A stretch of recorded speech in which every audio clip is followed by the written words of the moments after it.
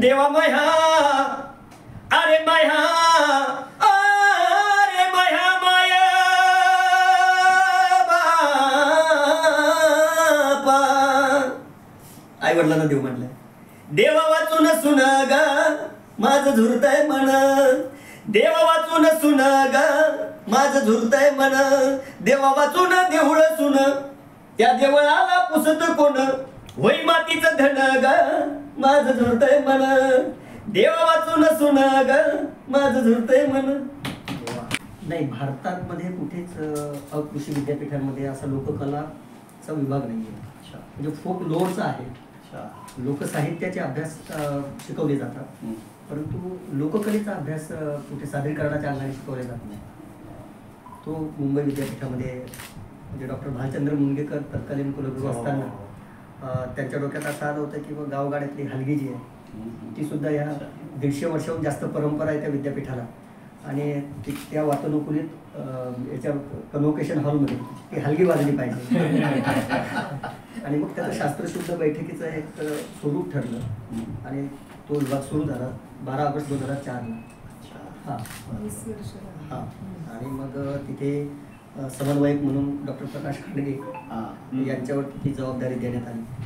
आणि मग सुदैवाने पुढे 1 वर्षानंतर तिथल्या पोझिशन निघालं. मग मी फॉर्म भरला. मी इथे मुंबईत यायचो, मी तर बिगारी काम करायला यायचो. इथे कांदिवलीतला बहीण होती माझी, आहे आणखी, तिच्याकडे राहायचो, काही बिगारी काम करायचो, त्यातून 2 पैसे मिळायचे, ते घेऊन मग गावी जायचो आणि शिकायचो. पण मग मी मुंबईत आल्याच्या नंतर 75 मुलं होते कॅन्डिडेट आणि एकच पोस्ट होती. हां, आणि आमचे इंटरव्ह्यू घ्यायला डॉक्टर जब्बार पटेल, कमलाकर सोनटक्के, दामू केंद्रे, वामन केंद्रे, तारा भवाळकर अशी दिग्गज माणसं होती. बाकी मुलं यायचे, फ्लोटले इंग्लिश बोलायचे, निघून जायचे. काही इंग्लिश चांगली नाही, अजूनही नाही आहे, आता थोडी थोडी सुधारते. पण मला त्यांनी गायला लावलं, तुम्हाला काय गाता येतं का, लोककलेचा विभाग थोडासा वेगळा आहे. म्हटलं मी लोककलावंताचाच मुलगा आहे, त्यामुळं लोकसाहित्यही शिकलो आहे, लोककलाही शिकलो आहे. त्यातून म्हणजे जर मला संधी मिळालीच तर मी बघेन, आणि झालं सिलेक्शन. सर, ॲक्च्युली आता म्हणजे विद्यार्थी असतात ना, ते इंजिनियर डॉक्टरकडे वळतात. लोककलेकडे आता म्हणजे अलीकडच्या विद्यार्थ्यांचा किती ओढ आहे, किंवा विद्यार्थी संख्या ही अलीकडच्या काही वर्षात जेव्हापासून तुम्ही पद स्वीकारले तेव्हापासून वाढतोय का, कसं आहे? आमच्याकडे आमची इंटेक कॅपॅसिटी 30 आहे. आपला graduation 1 year diploma equivalent PG degree असा तो कोर्स होता डिप्लोमाचा. तर त्या 30 विद्यार्थ्यांसाठी 70, 80, 150 असे मुलं रजिस्ट्रेशन करतात. हां, आणि मग आम्ही त्यांचं सिलेक्शन घेतो, आणि मग त्या सिलेक्शनमध्ये तुम्हाला काय कशामध्ये इंटरेस्ट आहे, तिथे लोकनृत्य, लोकगीत गायन, लोकवाद्यवादन, लोकाभिनय आणि थिअरी असे आम्ही शिकवतो. आणि मग कला प्रकार, प्रयोगात्मक 5 लोककला प्रकार जे आहेत, दशावतार आहे, खडीगंमत आहे, शाहिरी आहे, पोवाडा आहे, लावणी आहे, तमाशा, लावणी, भारूड आहे, जागरण गोंधळ आहे, अशा प्रयोगात्मक लोककला आम्ही तिथे शिकवतो. आणि माणसं कमी आहेत तरीसुद्धा आम्ही एक त्याचं स्ट्रक्चर असं बनवलेलं आहे की दशावतार शिकवायचं आहे मुलांना. तर कोकणातून गोरे दशावतारी मंडळी किंवा नाईक मोचे मार्फत दशावतारी मंडळी यांना इकडे बोलवायचं आणि त्या मुलांबरोबर त्यांचं वर्कशॉप करायचं. जे ते कसे डान्स करतात, त्यांचा डायलॉगचा थ्रो कसा आहे, कशा पद्धतीने आख्यानं ते लावतात, पूर्वरंगामध्ये ते विष्णूचे 10 अवतार दाखवतात का, अशा बारीक बारीक गोष्टी त्या एक 8 दिवसाच्या वर्कशॉपमध्ये आमची मुलं शिकतात. म्हणजे त्यांच्याकडून आम्ही अडॉप्ट करून घेतो. आमचे इन्स्ट्रक्टर जे आहेत ते वर्षभर त्या मुलांना ते फ्रेम शिकवतात. आणि मग अशा पद्धतीचं एज्युकेशन महाराष्ट्रात कुठेच नाही आहे, म्हणून सगळीकडे ते स्प्रेड झालं. आणि सगळ्यात महत्त्वाचं म्हणजे समूह माध्यमं आहे किंवा टेलिव्हिजन आहे किंवा वर्तमानपत्रातून सतत आम्ही लेख लिहित राहतो लोककलेबद्दल, त्या विभागाबद्दल. त्यामुळं विद्यार्थ्यांचा ओढा जास्त आहे. त्याचा एक फायदा होतो की इथे अनेक दूरचित्रवाहिन्या आहेत, त्यावरती मुलांना काम मिळतं. म्हणजे पासआउट झाले की रोजी ड्युटी सुरू होते त्यांची. म्हणजे कुठे प्लेसमेंट दिल्या जात नाही, पण लोककला अकादमीमध्ये कौशल्य विकासाचं जे एज्युकेशन नवीन शैक्षणिक धोरण आलं आता UGCचं, ते आम्ही 2004 पासून राबवतो. आणि म्हणून प्रकारचे विभाग आहे, मुलं भरपूर आहेत. सर जाफराबाद ते मुंबई होय. हा तुमचा प्रवास आहे ना, हा विस्मयकारक आणि अचंबित करणारा होय. म्हणजे तुमच्याबद्दल थोडी मी जेव्हा वाचलं, थोडंसंच वाचलं, म्हणजे जास्त नाही वाचलं, जे आहे ते तुम्हाला सांगितलं. मला ना कुठेतरी तो शापित गंधर्वाचा हे झाला. म्हणजे एवढ्या लहान वयात तुम्ही हा जो प्रवास केला ना, हा मगाशी मी सांगितल्याप्रमाणे विस्मयकारक आहे. बरोबर. अच्छा, त्या गायकीत इतके अनंत प्रकार आहेत आणि तुम्ही सगळ्या प्रकारांवर तसं बघायला गेलं तर तुमची मास्टर की आहे किंवा तुमचा हात आहे, बरोबर आहे ना. साधारणपणे क्रिकेटमध्ये बोलायचं झालं ना तर प्रत्येकाला ना अशी इच्छा असते की आपण लॉर्ड्सवर खेळलं पाहिजे. आता आपण थेट तुमच्या क्षेत्रातल्या लॉर्ड्सवर जर यायचं म्हटलं किंवा गणेश चंदन शिवे सर हे यांनी आत्तापर्यंत लोकांमध्ये त्यांची ओळख केव्हा जास्त झाली, जेव्हा बाजीराव मस्तानी मधलं गाणं तुम्ही स्वतः लिहिलं आणि स्वतः गायलं, बरोबर आहे ना. तर माझा पहिला प्रश्न असा असेल की तुम्हाला गायकीमधला सगळ्यात आवडता प्रकार कुठला, एक, बरोबर आहे ना. दुसरा, तुम्ही जे आता फार प्रसिद्ध झालात कारण तुमचं आता नाव आहे ना हे सगळीकडे जगभर आहे. म्हणजे उस्ताद झाकीर हुसेन, म्हणजे आता मी कानाला हात लावला, खरं तुमचं नाव घेताना कानाला हात लावलं पाहिजे असं आहे ते. नंतर शंकर महादेवन, हरिहरन, म्हणजे आज कुठली नावं नाही आहेत असं नाही.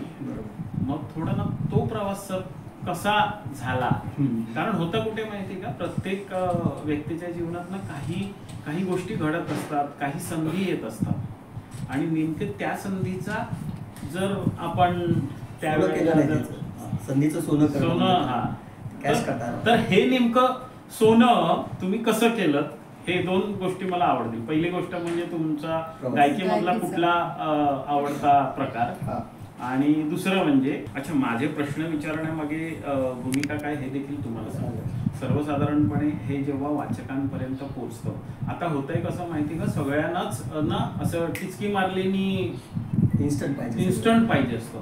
तर असं नाही आहे जीवन. म्हणजे जेव्हा तुम्ही शेळ्या हाकत होतात तिथपासनं जी तुमची सुरुवात झालेली आहे, नंतर तुम्ही मोलमजुरी केली आणि आज तुम्ही एका विभागाचे तुम्ही प्रमुख आहात, शिवाय तुमची ओळख जगभर झालेली आहे, बरोबर ना. त्याच्यामुळे थोडं ते नंतर जर मी कदाचित आगाऊपणा करत नसेल तर एखाद दोन प्रकार तुमच्याकडनं, आणि त्याच्यात बाजीराव मस्तानी हे हवंय, कारण कसं आहे माहिती, ते सर्वमुखी आता झालेले आहे. मुंबईत आलो 1 जानेवारी 2006 मी जॉईन झालो. माझ्या बरोबर जे सहकारी आज पण काम करतात तिथे, ते पण खूप मोठे मातब्बर लोक आहेत. म्हणजे सुलोचनाताई चव्हाणांचा मुलगा विजय चव्हाण, तो आमच्याकडे ढोलकी वादन शिकवतो. कृष्णा मुसळे संबळ दिंगडी वादन शिकवतात. वेगवेगळ्या पद्धतीच्या लोकांबरोबर त्यांचे आधीपासूनचे संबंध आहेत. झाकीरजींबरोबर, तौफिक बरोबर त्यांनी काम केलेलं आहे. एक दिवस विजय चव्हाणांना त्यांनी सांगितलं कि मैं एक फॉरेस्ट नाम का एल्बम बना रहा हूँ और कोई मराठी फोक गाने वाला बंदा है. तर विजय चव्हाण म्हणे है, एक प्रोफेसर है, दिखने में दुबला पतला है लेकिन गाता बड़ी है, ठीक है भेज दो उनको. आता मला त्यांनी सांगितलं की तुम्हाला तौफिक भाईने बोलवलं, तर मला काय माहित नव्हतं ते झाकीर भाईचे भाऊ आहेत म्हणून. महालक्ष्मीला स्टुडिओ होता त्यांचा. गेलो. गेल्याच्या नंतर फोन बिन नव्हता, मोबाईल लँडलाईन होता. जाऊन बसलो तिथे बराच वेळ. काउंटर मुलगी जी रिसेप्शनिस्ट होती ती काही मला ओळखच नाही. कोण आलो यायचे बाहेर, तिच्याकडे पाहिजे आहे का हो, म्हणे नाही, परत आज असं अर्धा तास ते माझी वाट पाहत होते. ते एकदम चिडलेत तिच्यावर. अरे वो चंदन जी कहाँ है, उनको बोलो कहाँ तक है, फोन भी लगाओ उनको. उनके पास में फोन नहीं है. मैं हूँ चंदन जी. सर बोले आप आके बैठे इतना टाइम हो गया और आपने बोलना चाहिए लड़की को. मतलब ती जरा व्यस्त होती फोनवर, म्हणून मी काही बोललो नाही. गेलो आतमध्ये स्टुडिओ. माझ्या आयुष्यात मी कधी त्या क्लिकवरती आणि रेकॉर्डिंगचं कधी गायलो नव्हतं. गाणं माझ्या लहानपणापासूनच कंठात आहे. मी त्यांना नंबरपणे सांगितलं की मैं ये सब इस पर मैं नहीं गा सकता हूँ, अरे ऐसा मत करो आप खाली गाओ. आणि त्यांनी मला फ्रीलान्स गायला लावलं. तो इतका अल्बम हिट झाला तर आपण आताही फ्लाईटमध्ये बसलो परदेशात जाण्यासाठी तर तो द फॉरेस्ट नावाचा अल्बम जो तो लागतं ते गाणं आणि त्याच्यावरती परदेशामध्ये योगा करतात लोक. टाइम्सने त्याला प्रोड्यूस केलं होतं, टाइम्स म्युझिक. आणि मग एक अशी पार्टी होती, त्यांनी गेट टुगेदर ठेवलं त्या अल्बमच्या याच्यानुसार. जॅकी श्रॉफ आले होते मग त्यांनी जॅकी श्रॉफची ओळख करून दिली. जॅकी श्रॉफ मराठवाड्याचे ना, बार्शीचे. मेरे गाव का बंदा आहे, भिडू कुछ सुनाव आपला. ऐकवलं त्यांना, खुश झाले. ऐकवल्याच्या नंतर मग रणजित बरोट सितारा देवीचा मुलगा ते शैतान नावाचा मूव्ही बनवत होते. ते होते ब्रिटनला, तर बाहेरच जास्त असतात. तिकडून ते स्क्रीनवर होते, इकडे मी बसलेलो. आपको लिखना है, आपको हे गाणं आहे, दहीहंडीचं गाणं ते लिहिलं. आणि मग शैतानपासून मला हिंदीमध्ये फिल्मफेअरपर्यंत गेला तो सिनेमा, वेगळे पटलीतला होता. आणि असं करत मग शंकरजींची ओळख झाली. शंकरजींनी म्हणजे माझ्याबरोबर हे गमती जमती खूप घडलेले आहे. मी गेलो, बॅरे स्टुडिओ आहे अंधेरीला, जुहूला. तिथे माझा मित्र होता. माझ्या कॉलेज लेवलला आम्ही फेस्टिवल करायचो, गुलराज सिंग नावाचा. त्या गुलराज सिंगने मला बोलवलं, चंदनजी आजा बोले आपको एक गाणं गाणं आहे. त्यांनी सांगितलं नाही कोणाबरोबर गायचं काय जायचं. मी गेलो, माझं गाणं डब केलं, मी निघून आलो. पण माझ्यानंतर शंकरजी आले आणि त्यांनी ते ऐकल्याच्या नंतर ते उडालेच. अरे कोण आहे बंदा, बोले कहाँ से लाया पकड़ के, ये तो मराठी का सुखविंदर है, उसको बुलाओ. आणि मग आम्ही दोघांनी परत मेरे साथ में गाव. आणि जे आमचं मग बाउंडिंग जमलं तर ते लाईफ टाईम माझा कॉन्ट्रॅक्ट आहे त्यांच्याबरोबर. आम्ही माय कंट्री माय म्युझिक एक कॉन्सर्ट करतो. ती कॉन्सर्ट आतापर्यंत Singapore, Mauritius, Doha, Muscat, Dubai, त्याच्यानंतर तुमच्या US, UK इकडे आम्ही आतापर्यंत ते केले. बरेच कॉन्सर्ट केले, ते इंडियामध्ये भरपूर केले. आणि मग सर्चिंग सुरू झाली मनप्रीत सिंग वगैरे ह्या लोकांची बाजीराव मस्तानीसाठी. तर ठाण्याचे एक बेडेकर आहेत, काय नाव त्यांचं, निनाद नाही ते मला वाटतं शिवरायांचं सगळं. हा तो नाही ठाण्याचे पण ते नरेंद्र बेडेकर, नरेंद्र बेडेकर निवेदक आहेत. मग त्यांना बन्साळी प्रोडक्शनमधून फोन गेला की ऐसा कोई बंदा आम्हाला सांगा की जो आमच्याबरोबर कम्फर्टेबल असेल, चांगलं काम करू शकेल. आणि मग 100 लोकांना त्यांनी गाऊन घेतलं होतं संजय लीला बन्साळींनी, पण त्याचं समाधानच होत नव्हतं. त्यांना खूप चांगला कान आहे. माझा नंबर आला, मला बोलवलं 100 वेळा. तिथे मला त्यांच्या गेटवरून आतमध्ये येऊ देणार. तुमच्याकडे पाहिल्यानंतर कोण तुम्हाला, म्हणजे आताही खालीवर येत होतो ते सिक्युरिटी म्हणे इधर सांगा माझ्यावर. गेलो आतमध्ये, बरीच आम्ही 3 वर्ष काम करत होतो या सगळ्या प्रोसेसवरती. तर त्यांचं समाधान झालं नाही. आणि मग एक दिवस असे दीपिका पडुकोण वगैरे सगळे ते हिरोईन बसलेले, रणवीर सिंग बसलेले. मला म्हणे ये कैसे दिखते आपको, तो मतलब अच्छी दिखती है. अच्छी तो दिखती है लेकिन इतने साल से काम कर रहे हैं, आपला वर्क बी चाललाय, सगळं चाललंय, तुम्ही एक काम करा, याच्यावरती काहीतरी लिहून द्या मला आताच्या. आणि तिथेच लिहिलं मी ते आणि ते गायलं, ते हिट झालं आणि ते आम्हाला ऐकायला आवडेल. नभतुनी आली अप्सरा, हे नभतुनी आली अप्सरा, अशी सुंदरा साज सजवून आली आली आली आली ग आली, केसामध्ये माळला गजरा, लोकांच्या नजरा खेळल्या तिच्यावर. आली ग आली दुनियाची प्यारी तू, आगनारी हरणी ग, आगनारी सुंदरा. आली ग आली महाराणी ग आली, जिजीर जिजीर जी, नजर जो तेरी लागे मैं दीवानी हो गई. मैं दीवानी हाँ दीवानी मस्तानी हो गई. प्रश्न असा आहे की तुम्ही शिकलेलं नाही आहात, बरोबर आहे ना? मला माहित नाही मी काय बोलतोय ते, पण तुमचं नेमकं जेव्हा गाणं ऐकलं ना तेव्हा मला हिरो पिक्चर बनलं. मग अशी जॅकी श्रॉफचा तुम्ही उल्लेख केला, रेशमानी गायलेलं जे गाणं आहे ना, म्हणजे ते तुम्हाला ना भिडतं, बरोबर आहे ना? मला कुठेतरी तुमची गाणी असं ऐकल्यानंतर मला असं होतं की बॉस हा माणूस हृदयावरती कब्जा करून घेतोय. मग हे सगळं कसं काय? आणि मगाशी तुम्ही उल्लेख केला, एवढं सगळं असताना, एवढ्या सगळ्या ठिकाणी जाताना, परदेशातल्या विमानात तुमचाच आवाज ऐकू येतो ना, तुम्ही एवढे साधे अजून कसे राहिला? जमिनीवर. असं हा आहे. म्हणजे जमिनीवर, सॉरी, म्हणजे हा योग्य शब्द आहे. सुदैवाने आई बघायला मिळाली, हो.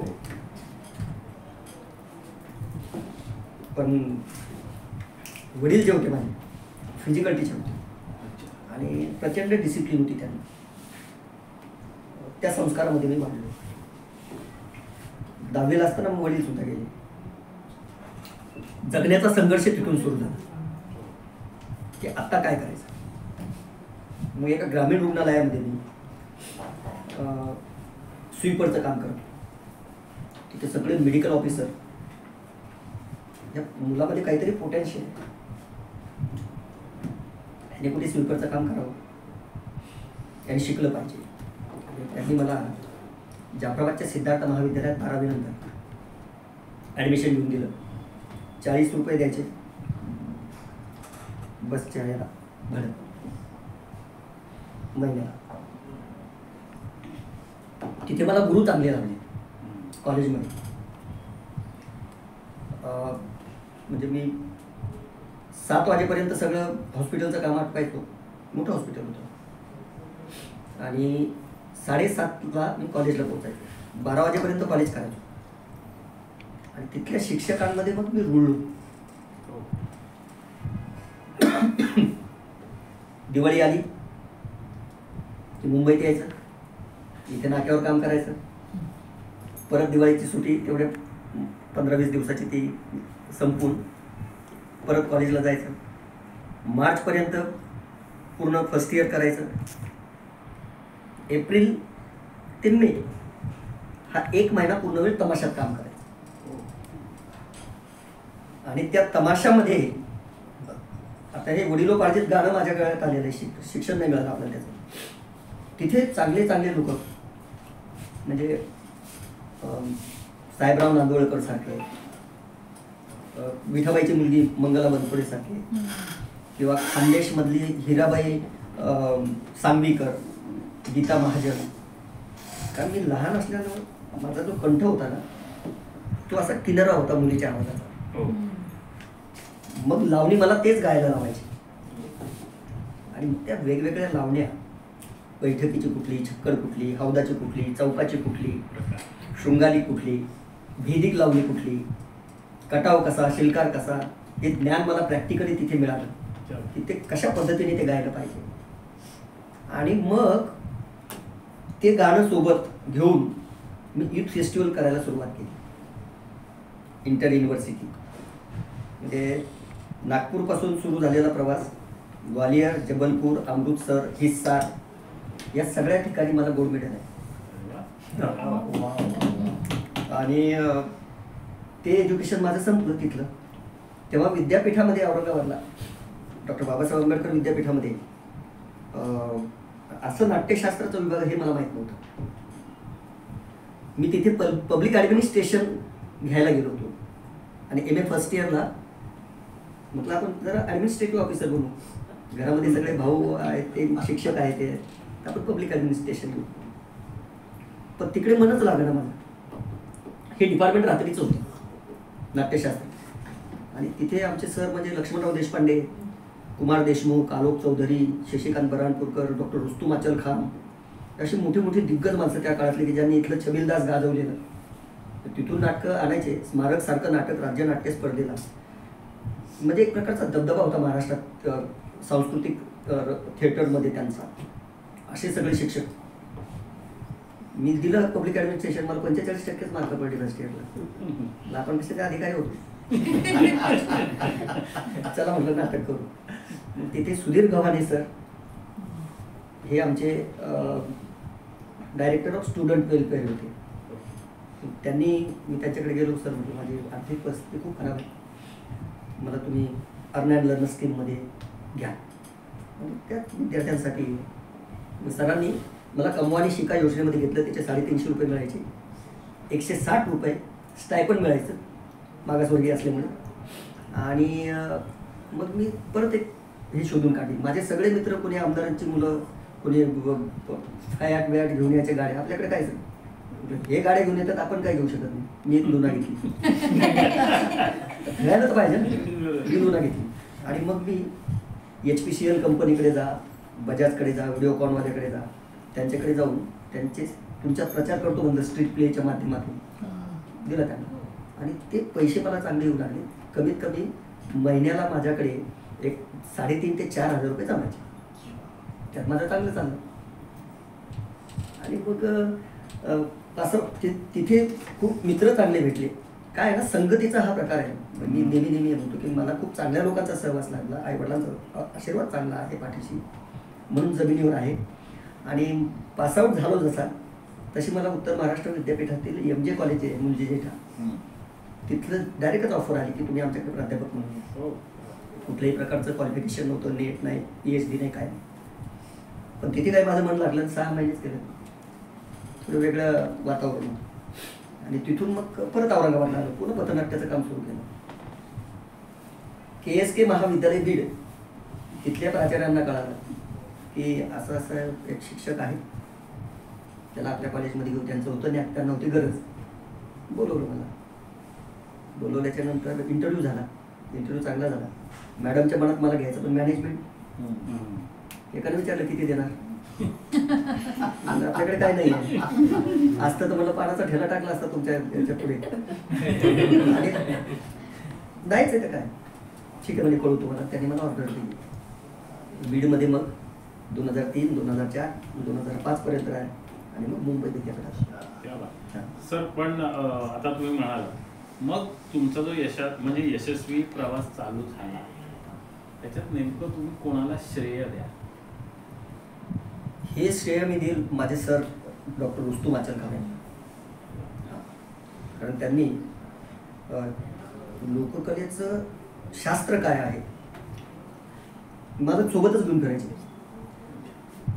ते जिथे जिथे व्याख्यानाला जायचे तिथे मला सोबत घेऊन करायचे. मुंबईतही आलो मी त्यांच्यामुळे आलो. मी बीडला होतो, मला केला फोन त्यांनी, काय रे म्हणे काय करतो. काय नाही सर, तर कॉलेजला आहे. चल म्हणे मुंबईला जायचं आपल्याला. जर पैसे नाही, तिकीट मी इथून काढतो, फक्त तिथून येईल. तुम्ही 80 रुपये घेतले संजय पाटील देवळांकरांकडून. तेव्हा 80 रुपये तिकीट होतं बीड ते औरंगाबाद. आणि मग तिथून मुंबईला आलो. आणि इथे मला तो जॉब त्यांच्यामुळे मिळाला असं म्हणायला हरकत नाही. पण सर मग ह्या सर्व प्रवासात तमाशाचं कुठेतरी मोठं तुमच्या आयुष्यात म्हणतात ना एक योगदान आहे असं मला कुठेतरी वाटतं. आता घरातच वडिलोपार्जित तमाशा होता, त्याच्या घटकांचं सगळं आम्हाला माहिती होतं. आजही आम्ही 35 चुलत भाऊ आहोत. चांगल्या मोठ्या मोठ्या पोझिशनवरती आहेत. कारण तमाशा त्याच काळात बंद पडला. बायका तेव्हा तमाशात काम करत नसायचे. त्या माझे वडील नाच्यापोऱ्याचे काम करायचे. तो वडिलांना आमच्या चुलत्याने सांगितलं की बाबासाहेबांची धर्मांतराची चळवळ सुरू झाली, हे काय डोळ्यात काजळ घालून नाचतो म्हणे, त्याच्या 7 पिढ्या बर्बाद झाल्यात आपण, जा शिका. वडील शिकले, सगळे चुलत भावांना शिकवलं त्यांनी. आजही आम्ही सगळे गावाला शिमग्याला ज्या पाटलांनी, त्र्यंबक पाटलांनी आम्हाला घेऊन गेले होते टेंभुर्णीला बीडवरून, त्यांच्या गडीवर जाऊन आम्ही तमाशा शिमग्याचा करतो. आता वडील आम्ही जाणार. पण मग आता मगाशी मी जो तुम्हाला एक प्रश्न विचारला, तर त्या गायकीतला तुमचा आवडता नेमका प्रकार कुठला? मगाशी तुम्ही तमाशातले देखील अनेक प्रकार सांगितले, बरोबर आहे? तुमचा कुठला आवडता? आणि मग तुम्हाला कुठला 2 फक्त ओळी गायला आवडेल? बरं, सगळ्या गायकी ज्या आहेत ह्या सगळ्या दांगट गायकी आहेत. ओके, त्याला महारी गायकी म्हणतात. शब्द जरी जातीवाचक असला तरी ती गायकी म्हणजे मी ओढलेली री महारी, अशी ती गायकी आहे. आणि सगळ्या लोककला प्रकारांमध्ये, मग जागरणामध्ये, गोंधळामध्ये, तमाशामध्ये, सगळ्या प्रकारात त्या पद्धतीच्याच ठेवणीतली गायकी ही गायली जाते. म्हणून आता माझ्या अलीकडे एक सिनेमा आला होता चौर्य, त्यात मध्ये एक माझं गाणं आहे, देवा वाचून ग सुन माझं सुजूरते म्हणून. ॲक्च्युली ते शंकरराव धामणीकरांचं आहे, जे गोंधळी होते, त्यांनी ते गाणं लिहिलं होतं, त्यांनी ते गाणं गायलं होतं. आणि तेच गाणं मग इंडियन नॅशनल थिएटर INT जेव्हा होतं, तर INT मध्ये जेव्हा खंडोबाचं लगीन हे पुरुषोत्तम बेर्डेने नाटक केलं, रोहिणी अट्टंगडी आणि शिवाजी साटमला घेऊन, तिथे ते गाणं चांगलं गायलं गेलं आणि मग माझ्या रूपाने ते सिनेमामध्ये आलं. ऐकू देवा मह्या अरे मह्या अरे मह्या माया बापा, आई वडिलांना देव म्हणलंय. देवा वाचून सुन ग माझं झुरतय म्हण, देवा वाचून सुन ग माझं झुरतय म्हण, देवा वाचून देऊळ सुन त्या देवळाला पुसत कोण, होई मातीचं धन ग माझं झुरतय म्हण, देवा वाचून सुन ग माझं झुरतय म्हण. यात एक गोष्ट आहे फक्त की मी लोककलेचा उपासक आहे, लोककलेचा अभ्यासक आहे. मराठी भाषा ही माझी अस्मिता आहे आणि म्हणून मी बंसाळींना सुद्धा सांगितलं होतं की मैं तो लिख के आपको दे रहा हूँ, मैं गा दे रहा हूँ, माझ्या गाण्याची तोडफोड करू नका, नाही तर मराठीला आमच्या बाधा पोचेल, कारण आम्ही मराठी भाषेसाठी काम करणारी माणसं आहे. आणि आता पण जेवढ्या हिंदी सिनेमांमध्ये गातो तर मराठीच गातो, ते समीकरणच झालंय, ते बोलवतात मला.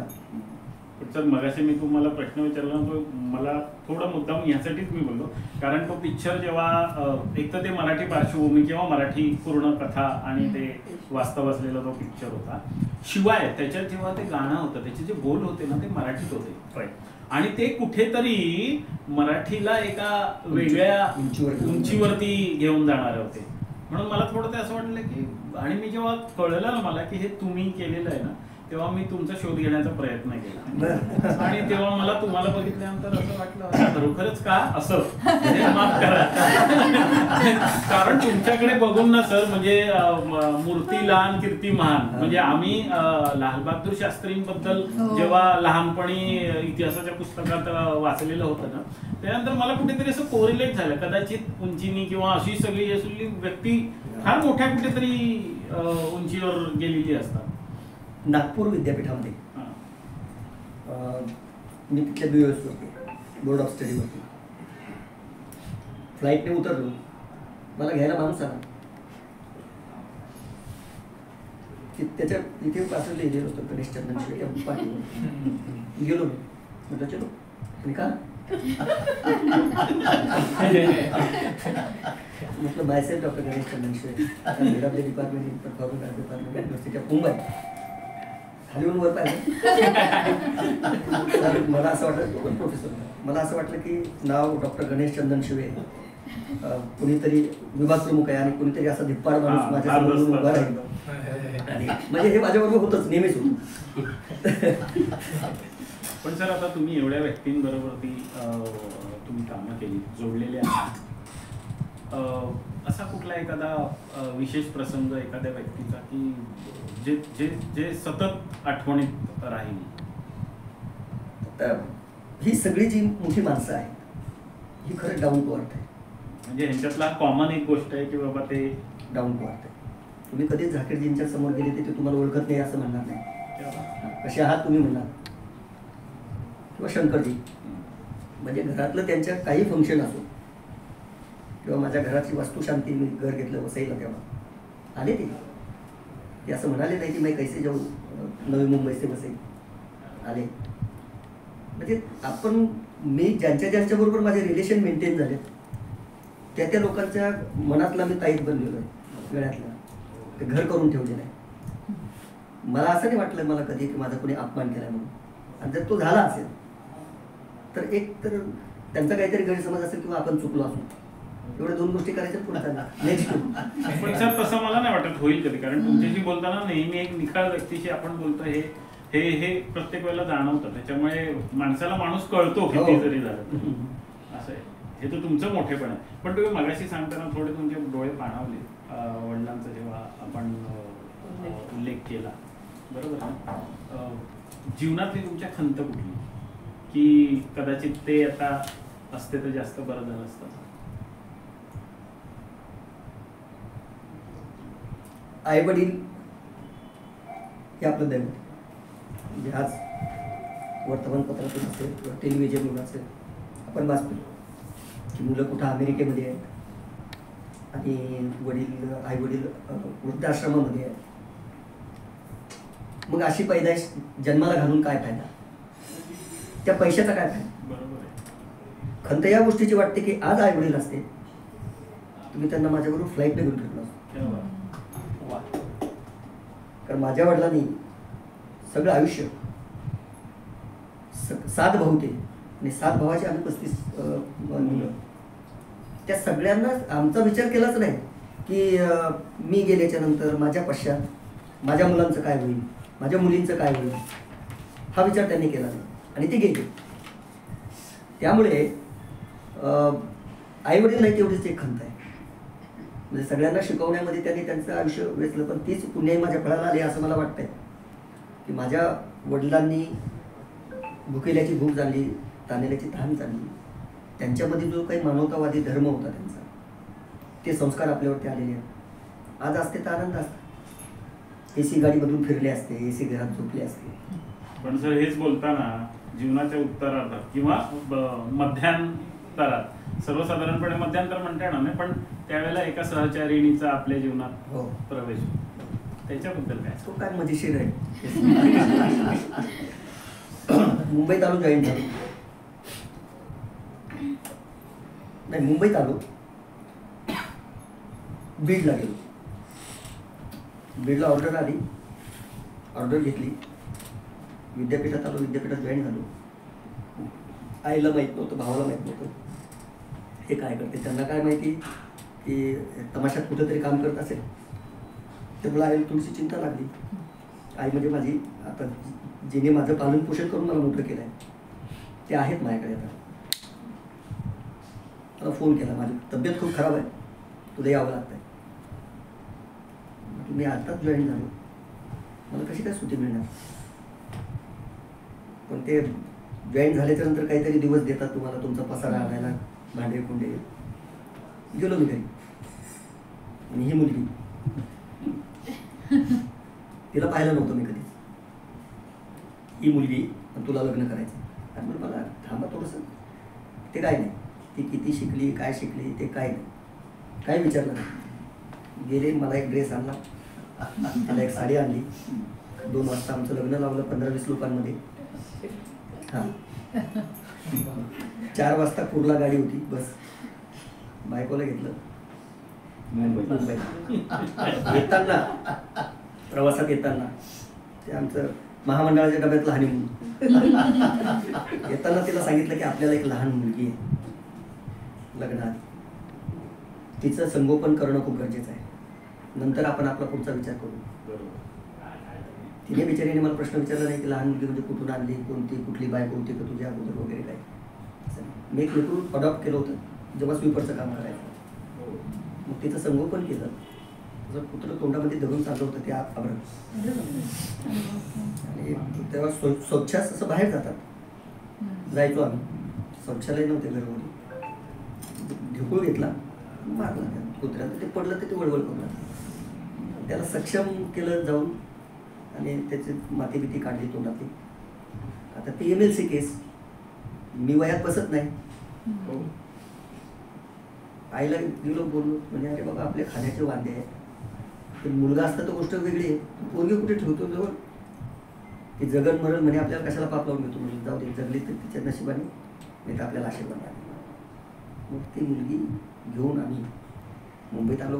बायकोने माझ्या तिचं स्वतःच्या लेकराप्रमाणे सांभाळलं आणि तिचं 12वी केलं आम्ही. पुण्यात तिचं लग्न लावून दिलं मी. हां, तिची स्वतःची ट्रॅव्हल एजन्सी आहे आणि सुखी आहे, तिलाही 2 मुली आहेत. असं सगळं आहे. आता सर तुमच्या क्षेत्राकडे जर आपण वळलं तर तुम्हाला नेमके कुठले बदल अपेक्षित आता आहेत? मगाशी तुम्ही सांगितलं जेव्हा रोहितने प्रश्न विचारला की सर्वसाधारणपणे 35 जणांसाठी जर जागा असतील तर 70-75 व्यक्ती तिकडे अप्लाय करतात. ह्याचा अर्थ लोककलेला अजून देखील तेवढी विद्यार्थी आहेत म्हणा, त्यांचा जो कल आहे तो तिकडे आहे. तुम्हाला काय वाटतं नेमकं की बाबा हे कसं वाढायला पाहिजे? आता नेमका जो कल आहे किंवा सरकारकडनं नेमकं कुठल्या प्रकारे असं अपेक्षा असेल की बाबा एखादी गोष्ट केल्यानंतर आपण कसं ती गोष्ट अजून पुढे नेऊ शकतो? आता नवीन एज्युकेशन पॉलिसीमध्ये ह्याला मास्टर्स डिग्री दिली जाते. आम्ही आता तो जो डिप्लोमा होता 1 वर्षाचा, कारण याच्यामध्ये संशोधन होणं सुद्धा गरजेचं आहे. बरोबर आहे. जोपर्यंत याचं संशोधन होणार नाही लोककलेचं, तोपर्यंत त्याचं प्रिझर्वेशन होणार नाही आणि ते कळणार नाही. आता माझ्या अंडर 8 मुलं डॉक्टरेट करतात, ते फक्त लोककलांच्या वेगवेगळ्या फॉर्मवरती. तर आदेश बांदेकर माझ्याकडे PhD करतात. माझ्या नाही होतं कसं, अनिरुद्ध वनकर तिथे आहे, तो माझ्या अंडर PhD करतो. म्हणजे फक्त हे मोठे लोक आहेत म्हणून त्यांना घेतले नाही. बरोबर. तर बांदेकरांचा विषय मी असा दिला त्यांना की लोकपरंपरेला राजश्रय या काळात मी असणं गरजेचं आहे. तुम्ही पूर्वीपासून आतापर्यंतचा अभ्यास करा आणि त्याच्या विंग ओपन करा. लोककलावंतांना आधी लोकाश्रय होता, शाहू महाराजांच्या काळामध्ये राजश्रय होता, छत्रपती शिवाजी महाराजांच्या काळामध्ये राजश्रय होता, चांदीची तोडे देऊन कलावंतांचा सन्मान केला जायचा, लोकाश्रय होता. पण अलीकडे काय झालं की हे सोशल मीडिया जो आलेला आहे, म्हणजे काहीही लोककलेच्या नावावरती हीच लावणी आहे, खपवले जातं.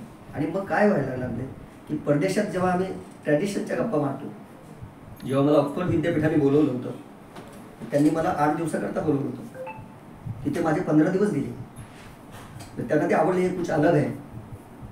आणि मी विषय असा घेऊन गेलो होतो की ज्या लोककला आहेत त्या लोककला सादर करणारे जे लोककलावंत आहेत, हे लोककलावंत त्याला रेंजची गरज नाही कुठे. आता मी इथे बसलो विदाउट रेंज गातोय. नाही, त्यातला मूळ एक महत्वाची गोष्ट अशी आहे ना की कुठल्याही व्यक्तीची जी आवड असते ना ती जोपासून तुम्ही तुमचं करिअर करू शकता. आपण दुसरीकडे जर बघायला गेलं तर हल्ली सगळी मुलं डॉक्टर होतात किंवा इंजिनियर, म्हणजे त्याच्यात फक्त फॅक्टरीमध्ये साबण तयार होतो तसा तो त्याला डॉक्टर बनवायचं किंवा इंजिनियर, त्याला लहानपणापासून त्या गोष्टीची आवड आहे का हे कोणीही बघत नाही. आणि त्याच्यामुळे ते सगळे यंत्रवत होतं आणि पुढे जाऊन त्याचं पर्यवसन मग फार ते चिडचिडे वगैरे, त्यापेक्षा हे ज्या गोष्टी आहेत. जेव्हा जेव्हा नॅक येऊन गेलं, आता मी वेगवेगळ्या विद्यापीठांमध्ये जातो, त्यांचे अभ्यासक्रम पाहतो, आपल्यात काय बदल करता येईल, तेव्हा नॅकने परफॉर्मिंग फोक आर्ट डिपार्टमेंट जो आहे मुंबई विद्यापीठाचा तो युनिक आहे असं नामांकन दिलेलं आहे.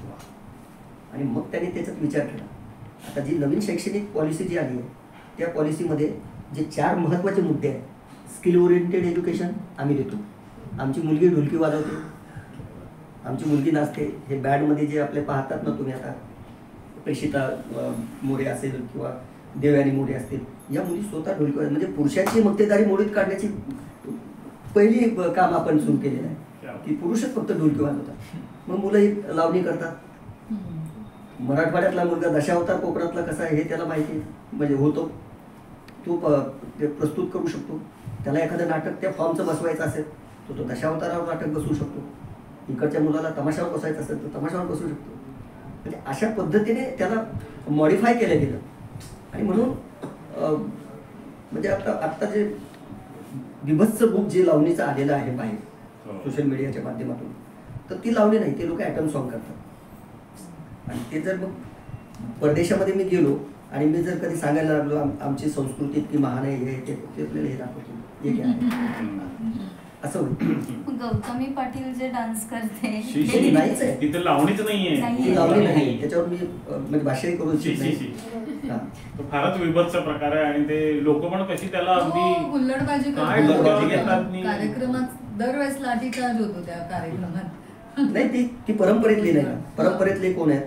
पद्मश्री मुनाबाई वाईकर, लक्ष्मीबाई कोल्हापूरकर, लक्ष्मीबाई कुडाळकर, विठाबाई नारायणगावकर, मंगला बनसोडे, कांताबाई सातारकर, छायामाया कुटेगावकर अलीकडच्या पिढीमध्ये ज्यांना संगीत नाटक अकॅडमीचे पुरस्कार मिळाले. या लोकांनी संस्कारक्षम लावणी जपली.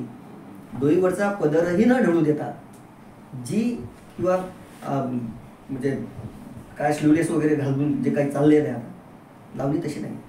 नाही, आणि त्याच्यात दुर्दैवाचा भाग असा की हे जे काही सादरीकरण करतात, जे विभत्स आहे प्रकार आहेत ना, त्याला लोक लाखो रुपये द्यायला तयार द्यायला आहेत, तयार, पण यांना नाही. पण यांना तयार नाही. पारंपरिकला नाही.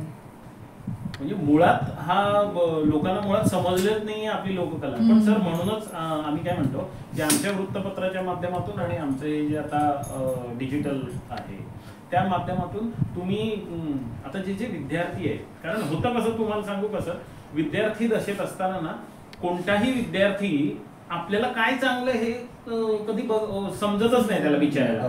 आणि त्याच्या आई वडिलांना एवढंच माहिती असतं की आपल्या मुलांनी शिकून मोठा डॉक्टर इंजिनियर व्हावं. अरे पण तुमच्या मुलाचा कल बघा, आवड बघा, हे कधीच कोण बघितलं जातं. म्हणून नेहमी मी बोलत असतो की आपल्या पाल्यांवरती आता 10वीच्या परीक्षा सुरू होत आहेत 20 तारखेपासून, किंवा पुढे 12वीच्या परीक्षा आहेत. त्यांना त्यांच्या मनाने एज्युकेशन घेऊ द्या. तू सायन्सलाच जा, तू मेडिकललाच जा, किंवा तू इंजिनिअरिंगला जा, कॉमर्सला जा, नका. तो साधा आर्ट्समध्ये सुद्धा गेला तरी सुद्धा तो करिअर करू शकतो. कारण आताची शिक्षण प्रणालीच तशी आहे की एखादा MBBSचा मुलगा आहे आणि त्याला इलेक्टिव्हसाठी चॉईस बेस्ड क्रेडिट आहे, त्याला असं वाटलं मला चंदन शिवे सरांकडे जायचं आहे 2 क्रेडिटसाठी की 4 क्रेडिटसाठी, तो माझ्याकडे येऊन तमाशा शिकून परत त्याचे स्कोर घेऊन तपासू शकतो. अशी फ्लेक्झिबिलिटी आता आहे. म्हणून आपल्या पाल्यांवरती सगळ्या पालकांनी जबरदस्ती करू नका. त्याचा कल बघा, त्याला जे आवडत असेल त्या पद्धतीने त्याला करू द्या. मार्क कमी पडलेत म्हणून अनेक विद्यार्थी आत्महत्येसारखे पर्याय निवडतात. तो मार्ग नाही आहे, काहीच नाही आहे असं नाही आहे, भरपूर काही आहे. पण ते आपल्या संस्कारात आणि आपल्या संस्कृतीत असणं खूप गरजेचं आहे. आणि म्हणून या लोककलांना, या सगळ्या परफॉर्मिंग आर्ट्सला आम्ही जागतिक पातळीवर कसं स्थान मिळेल हे पाहतो. कारण आज भारताची मोठी संस्था आहे नॅशनल स्कूल ऑफ ड्रामा, तिथे सुद्धा आम्हाला लेक्चरला बोलवतात की महाराष्ट्र का तमाशा कैसा आहे, महाराष्ट्र गोंधळ कसा आहे, दशावतार कसा आहे. आम्ही जातो, तिथली मुलं शिकतात. किंवा performing folk arts academic tool to implement lifelong learning strategies tribal community and Dalit community, इथपर्यंत कलावंत जातो, शेवटच्या थरापर्यंत. आणि त्यांना आपल्या परंपरेमध्ये काय चाललंय नवीन हे सांगतो. तिथे रेंजची गरज नाही, व्हॉट्सअपची गरज नाही, काय नाही, लोककलावंत जाऊ शकतो. आणि म्हणून ऑक्सफर्डमधून मला ट्रिनिटीला नेलं, ट्रिनिटीमधून मला मँचेस्टरला नेलं, मँचेस्टरमधून मला ऑक्सफर्डला नेलं, हॅडलबर्गला नेलं. आणि तिथून मग माझा 15 दिवसाचा प्रवास संपून मी इकडे. सर, आता ऑक्सफर्डवरनं भारताचं आपण बोलायचं झालं तर 26 राज्य 9 केंद्रशासित प्रदेश, ही लोक जेव्हा आपल्याकडे बघतात, जेव्हा तुम्ही आता म्हणालात की तुम्ही ठिकठिकाणी जाता, ह्यांची सर्वसाधारणपणे प्रतिक्रिया काय असते? किंवा इतर राज्यात भारतातल्या ह्या अशा प्रकारच्या गोष्टींना किती महत्त्व दिलं जातं, असं काही आहे का? भारताच्या संस्कृतीला अतिउच्च संस्कृती मानतात पाश्चिमात्य लोक, युरोपियन जे लोक आहेत ना. कारण काय आहे, हरे राम हरे कृष्ण तिकडे तुम्हाला UK मध्ये ऐकायला मिळतं, US मध्ये ऐकायला मिळतं. म्हणजे कृष्ण तिथपर्यंत गेलेला आहे. बरोबर आहे. कृष्ण इंटरनॅशनल लेवलपर्यंत गेला. किंवा जेवढे काही बुद्धिस्ट राष्ट्र आहेत तिथपर्यंत तुमचं बुद्धिझम गेलेलं आहे. ती भारताची देण आहे. आणि म्हणून सॅल्यूट करतात आपल्याला. भारतामध्ये जर आपण इतर राज्यांचा विचार जर केला तर प्रत्येक 12 कोसावर आपल्याकडे भाषा बदलते. जशी भाषा बदलते तसा भाषेचा लहजा बदलतो. जसा लहजा बदलतो तशा यात्रा जत्रा उत्सव महोत्सव बदलताना पाहतो. जगामध्ये कुठेही गेलात तुम्ही तर भावना एकच आहे ना माणसाची. बरोबर. मग त्याचा वर्ण काळा असो गोरा असो, भावना तर आहे, प्रत्येकाला भावना आहे. आणि म्हणून भारतीय संस्कृती ही भावनेची संस्कृती आहे. म्हणून एकता आहे, इथे समता आहे, नांदतोय देश संविधानावर आतापर्यंत, असं आहे. तर तुम्ही आता म्हणाल की 12 कसं भाषा आपली बदलते, संस्कृती बदलत जाते. तुम्ही मूळचे बीडचे आहात, मग तुम्ही जे सिलेबस तयार केला असेल मी नाही, म्हणजे डिपार्टमेंट हां, तर तो मग कोकणातलं पण दशावतार असेल किंवा हे सगळं तुम्ही असं कोलॅबरेट कसं केलं, म्हणजे सगळं एकत्रित कसं काय आहे. दशावतार फक्त कोकणापर्यंत सीमित आहे, किंवा सगळंच म्हणजे एकंदरीत, किंवा तमाशा म्हटलं तर पश्चिम महाराष्ट्रापर्यंत सीमित आहे. पण या 5ही प्रांतामध्ये तमाशा आहे. तिकडे विदर्भात त्याला खडी गंमत म्हणतात, इकडे खानदेशी तमाशा म्हणतात. थोडा अलीकडे आले मध्य मराठवाड्यात तिथे तखतरावचा तमाशा तख्ता बोर्डावरती, ढोलकीपणाचा तमाशा आहे, संगीत बारीचा तमाशा आहे. आता हे इतके वेगवेगळे प्रकार कोकणातल्या मुलाला कसे काय माहीत असतात. मग त्या मुलाने जर अभ्यास करायला घेतलं ते, तर मग तो करू शकतो की 17व्या शतकाच्या उत्तरार्धात, 18व्या शतकाच्या पूर्वार्धात काही कीर्तनकार ब्राह्मण शाहीर होते. त्या शाहिरांना राजाशाही दिला पेशवाईत. शाही प्रभाकर, सगन भाऊ, राम जोशी, परतराम या सगळ्या शाहिरांनी कीर्तन करता करता ते बैठकीच्या लावण्या शृंगारिक करू लागले. म्हणजे आध्यात्मिक लावणी होती ती त्यांनी शृंगारिक केली. नंतर एलिमेंट्स आले, मग खेळ सुरू झाले.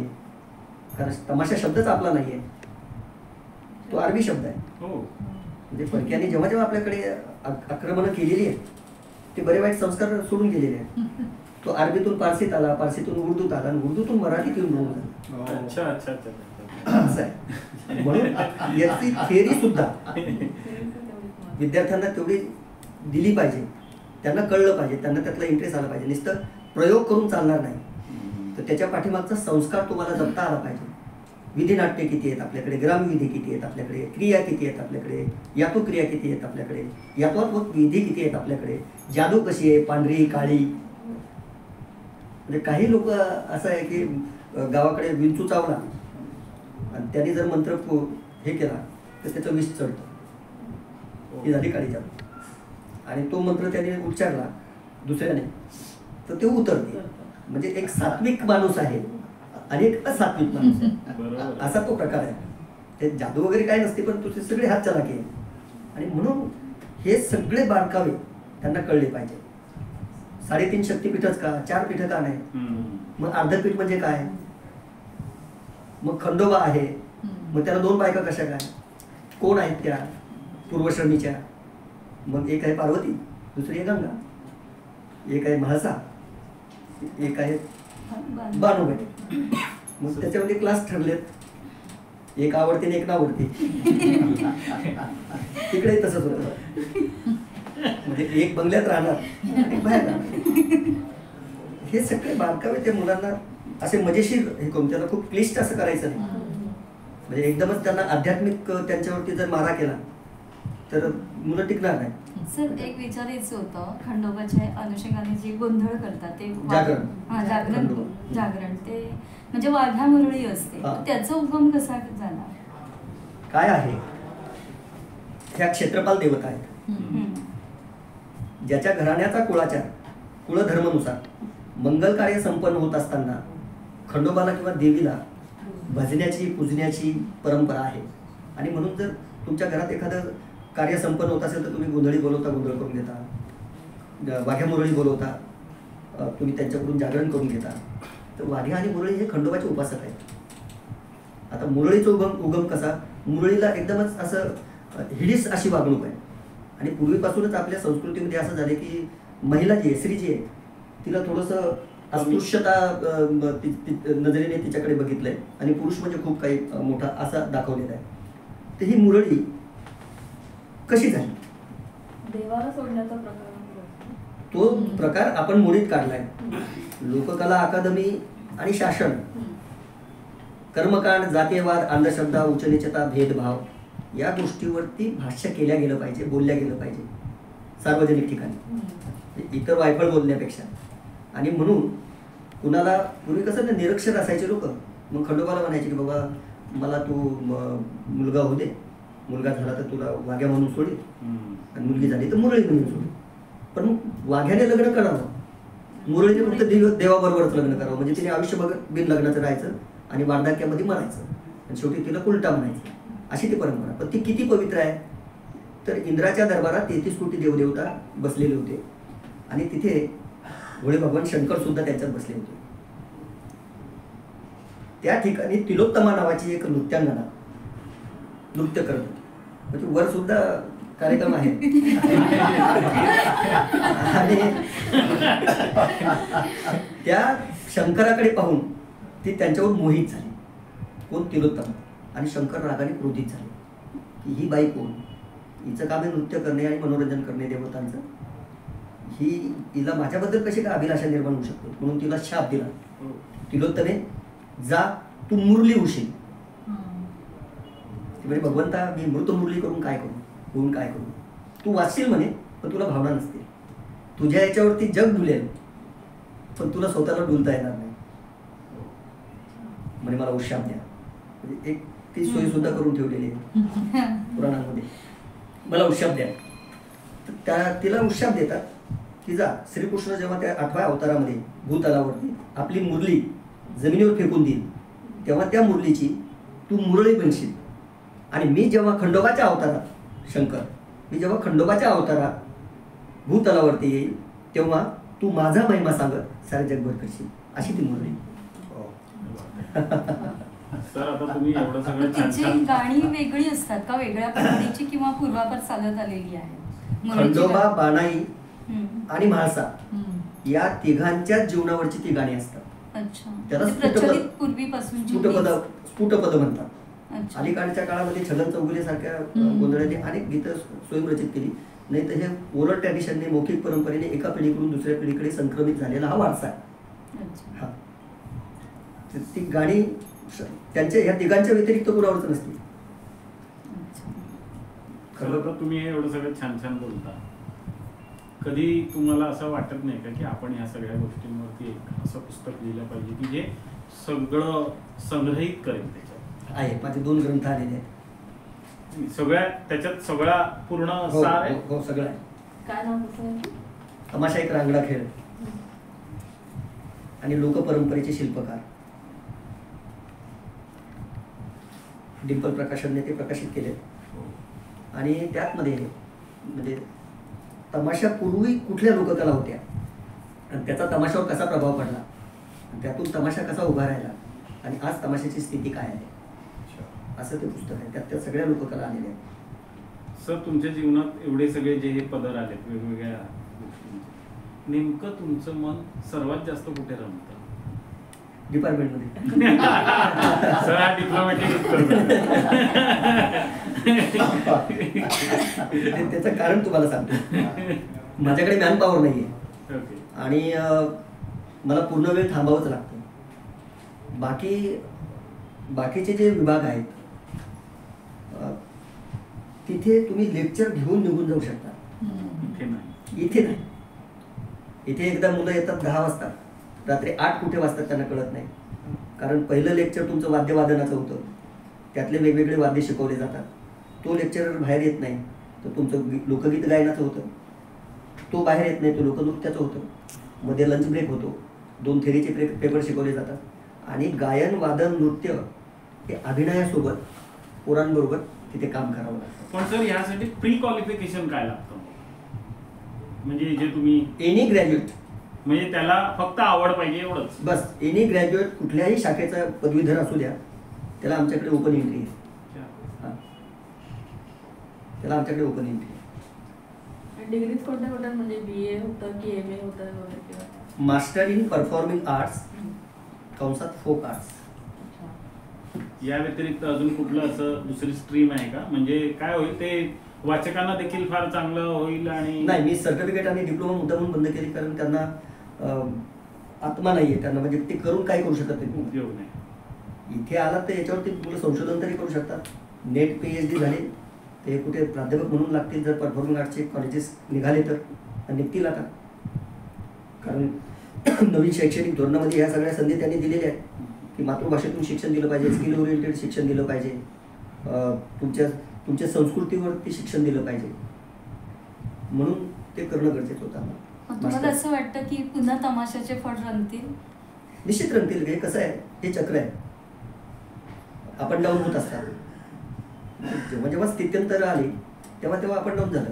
म्हणजे आधुनिक मराठी रंगभूमीला केव्हा मध्यंतरी जशी मरगळ आली होती की प्रेक्षक जात नाही काही नाही, तर गाढवाचं लग्न आणि विच्छा माझी पुरी करा ह्या 2 लोकनाट्यांनी तर तारलं ते आणि परत रंगभूमीकडे लोक येऊ लागले.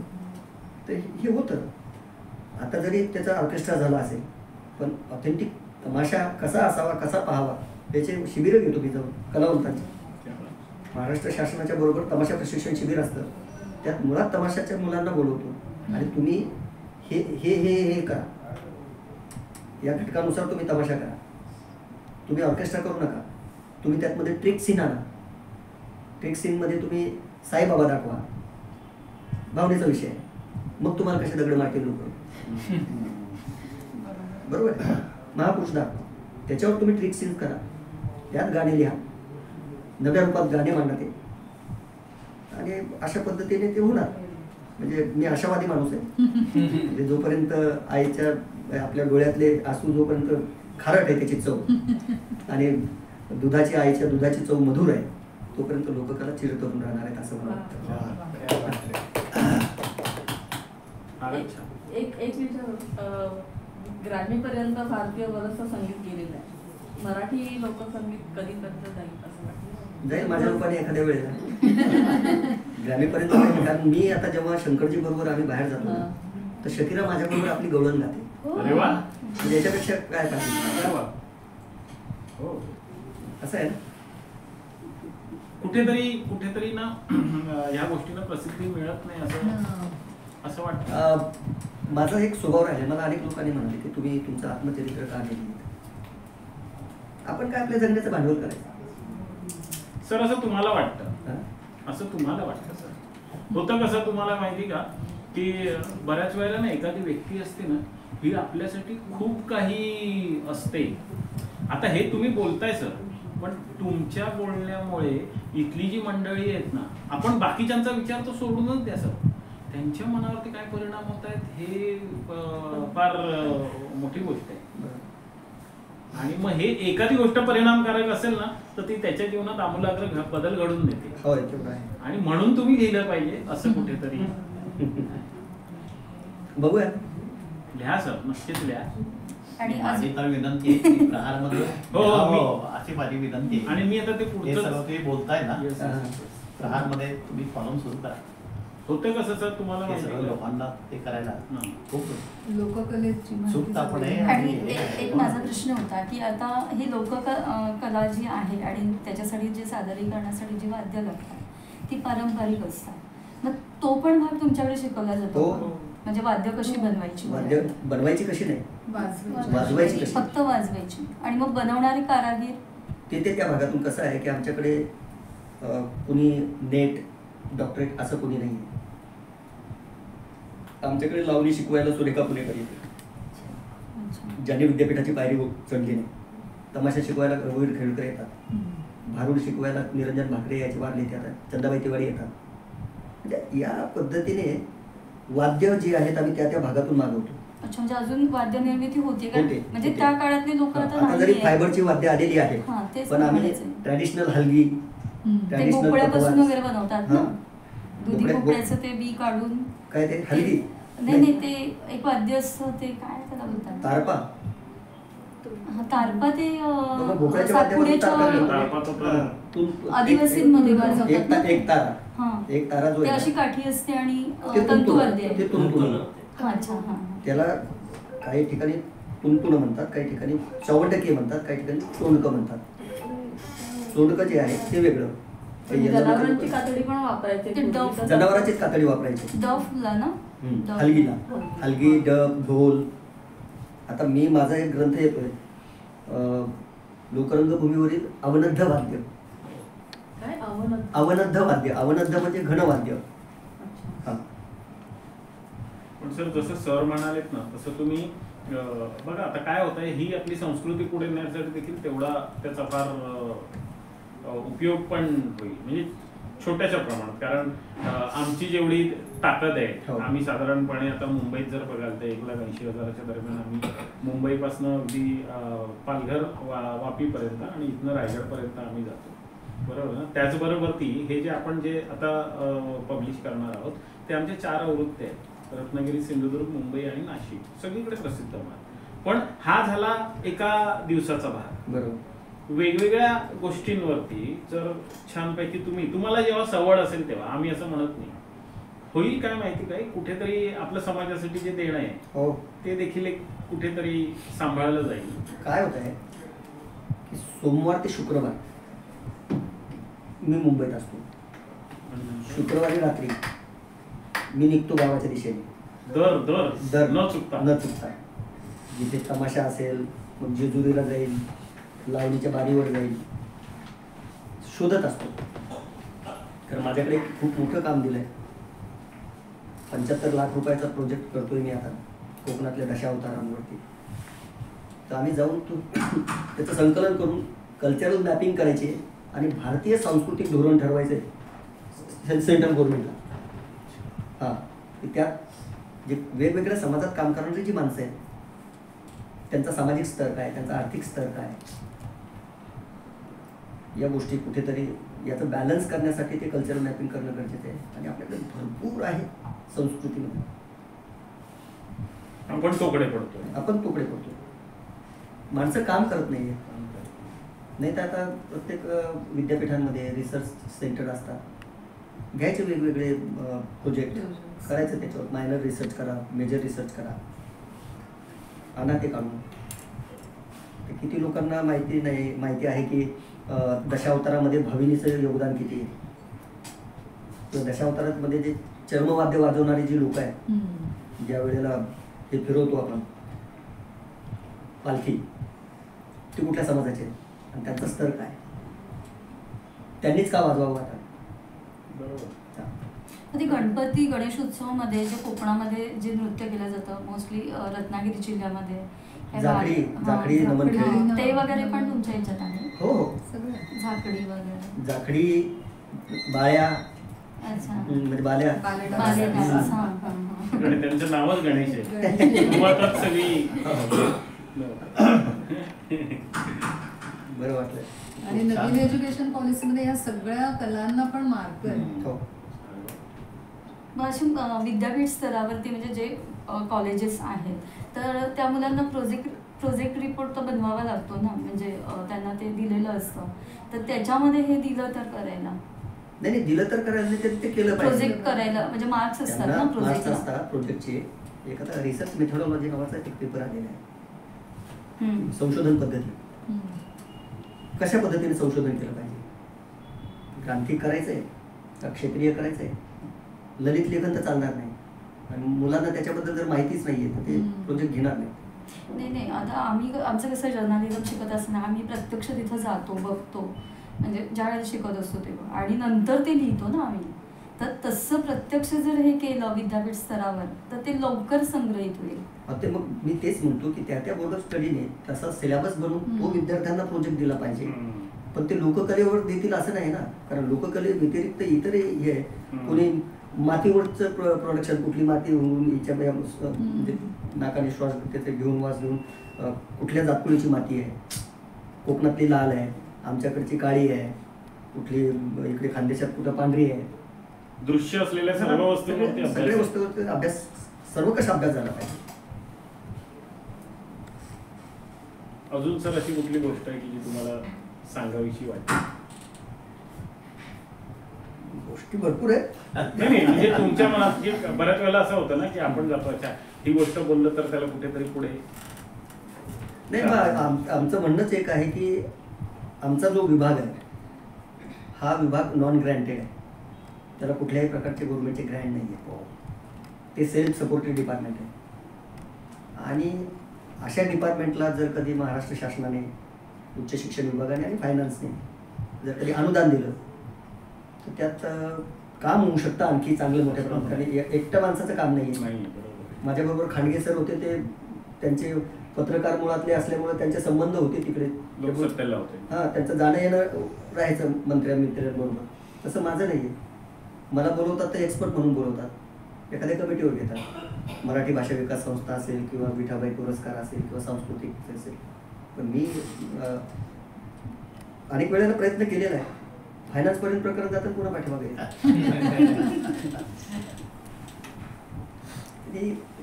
हे झालं पाहिजे. आम्हाला अनुदान मिळालं पाहिजे, म्हणजे आम्ही आणखी जोमाने काम करू शकतो. कारण सगळेच लोक टेम्पररी आहेत.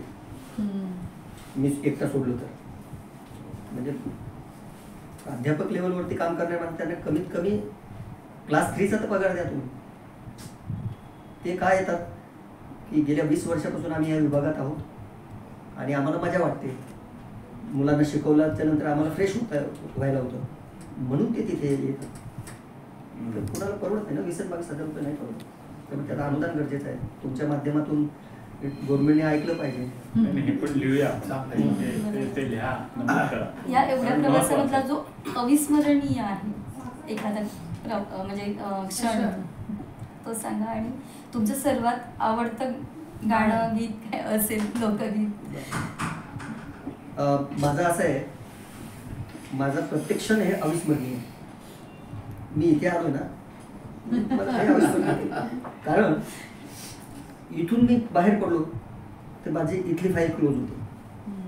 करायलाच लागते. तेव्हा आपण असतो सोबत. मी रोडवर जाऊन कधी सांगितलं की मी एवढ्या मोठ्या संपादकांसोबत आणि एवढ्या मोठ्या माणसांसोबत बसलो होतो, तुला माहिती आहे का? ते वेळात काढते. त्यामुळे अमिताभ बच्चन बरोबर जरी असलो मी तर मला शेवटी ट्रेननेच धक्के खात जायचे. त्यामुळे तो प्रत्यक्ष ना अविस्मरणीय असतो. आणि मला गायकीच्या ह्याच्यामध्ये आमच्या तमाशातल्या गायकीतली गवळण, कृष्ण जरी वैष्णव संप्रदायातला असला तरी सुद्धा कृष्ण हा लोकदैवत संप्रदायातला आहे असं आम्हाला वाटतं. लोकांचा प्रत्येकाचा कृष्ण आहे. आणि म्हणून कृष्णाने जे काही गवळणींची थट्टा केली, गवळणींची मस्करी केली, त्यांचे माठ फोडले, त्यांचे चिमटे काढले, तरी सुद्धा तो देव का होता, तो एक कवण आहे.